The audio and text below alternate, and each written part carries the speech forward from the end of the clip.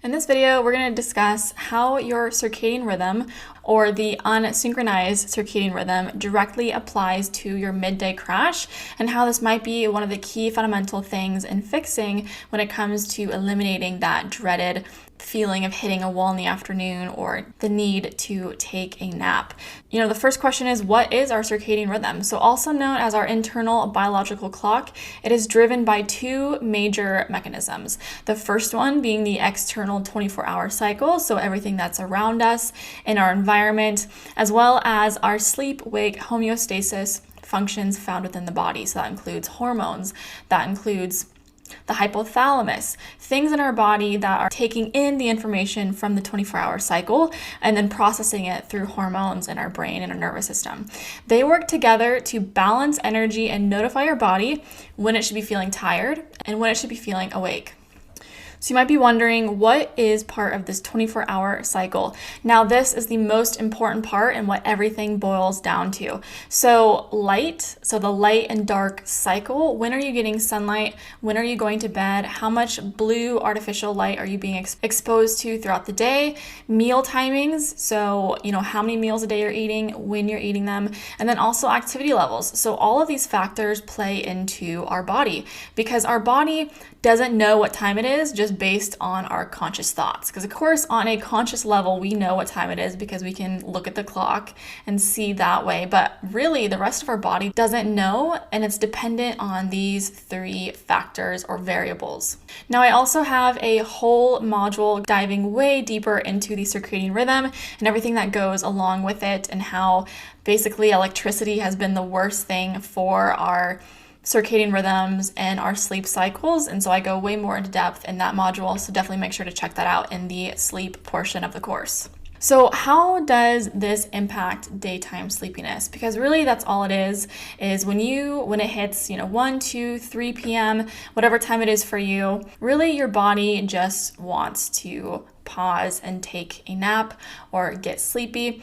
And one reason why you might be hitting this end of the day wall or this midday crash is because your circadian rhythm is getting the wrong information. So if you are feeding your body the wrong information, which is the input, that will have a direct cause and effect with your energy levels, the output. Because that's why we eat food. That's why we go to bed and get sleep, is for energy. That is the result of those processes. That's our benefit from it. So the questions you need to be asking yourself is, when are you getting real sunlight? Are you skipping breakfast and eating a late dinner? Are you very stagnant throughout the day? So if you're someone who is not getting outside first thing in the morning, registering the sunlight or registering the morning light, your body's not going to know that it's daylight.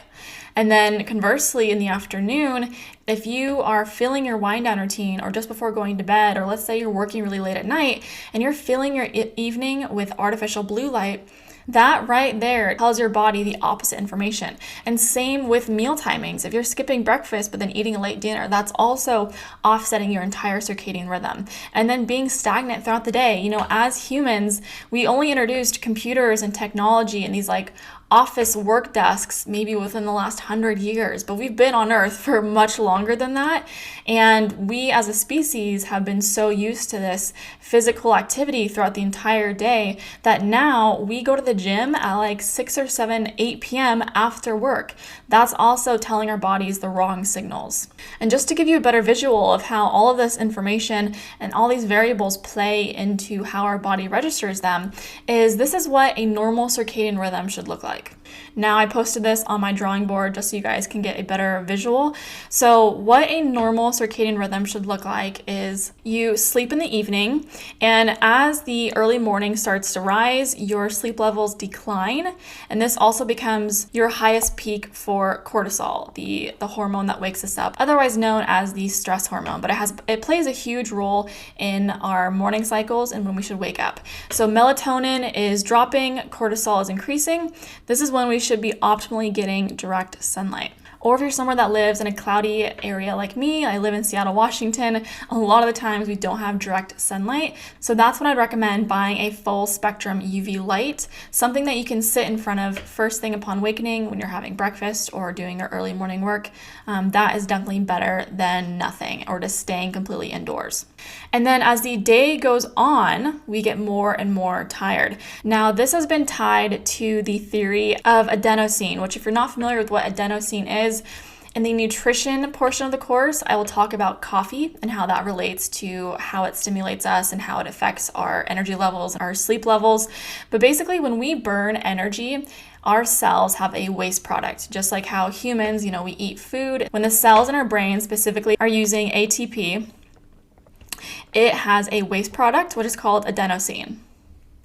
Now, the more adenosine you have in your brain means the more energy is burned. So throughout the day, as you burn more energy, adenosine keeps accumulating until it's at 100% capacity, or when your brain thinks it's time to sleep. And then that's why you get the tired feeling, because you have a buildup of adenosine as a waste product from the cells. Now, this is what a normal circadian rhythm should look like. A very prominent morning and then a very prominent decline into sleepiness, where during this time you're having no light introduced. So it should be completely dark, if not lit by Himalayan salt lamps or red light bulbs or red light therapy panels. You can also just dim the lights in general. So what I do, and something that you'll find out in the sleep portion of the course, is I talk about light manipulation and the best light fixtures for your wind down routine. So make sure to check that out if you want to optimize your house for the best wind down protocol. This is what a optimal circadian rhythm looks like. So now we're going to check out what the modern day circadian rhythm looks like, and what most people in society who have a desk job or who are using their computers and their phones for most of their day, this is what it looks like. So instead of having this very, very strong morning and then evening based off sunlight and no light in the afternoon, and then that buildup of adenosine, now people are getting this midday crash because no one's really getting sunlight in the morning. Unless you guys are working with peak performance and we have already installed this into your protocols, a lot of people aren't doing this. And then what they're replacing that with is they are putting cell phones in right before they should be going to bed. So it almost flips the script of what your circadian clock should be.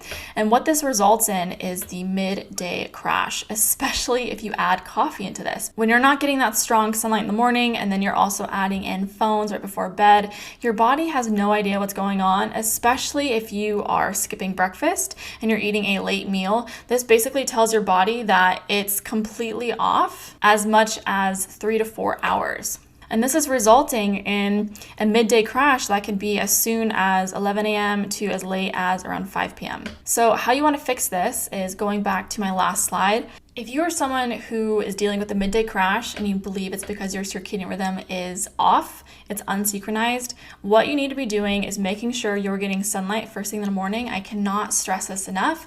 And if you don't live in a sunny area, that's no excuse. You can still buy a full spectrum UV light, which will be listed in the Peak Performance Essential Buying list in the beginning of this course.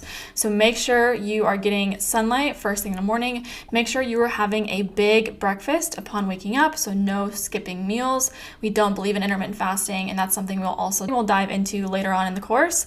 And then make sure you are having a proper wind down routine. So no phones and no light.